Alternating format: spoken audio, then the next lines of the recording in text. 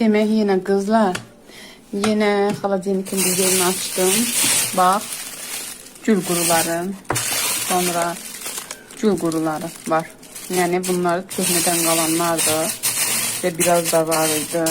Bakın burada da sarı gül var. Bunlara da bir şey tapmalıyım. Ama hal-hazırda gül qurularından istifadə edirəm. Bilirəm ki, hər birimizin var, evdə lazımsız olur. Hər il yeniləyirik deyə köhnələri atırıq. Amma atmırıq əsla. Demək bu gül qurularını mən dəyərləndirdim. Qızlar, demək mən gül qurularını dəyərləndirdim. O quru güllərin üzərinə qaynar su əlavə etdim və onları qarışdırıb süzdüm. Yumuşalır qaynar su əlavə edəndə.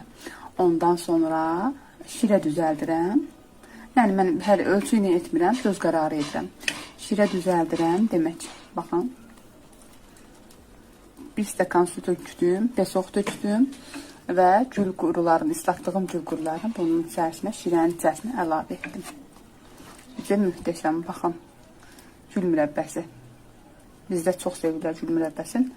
Yəni dəyərləndirmək istədim, atmaq istəmədim deyə paylaşdım sizinlə. İnşallah hər birinizə fikir olar. Çokomikodan yaxşıdır.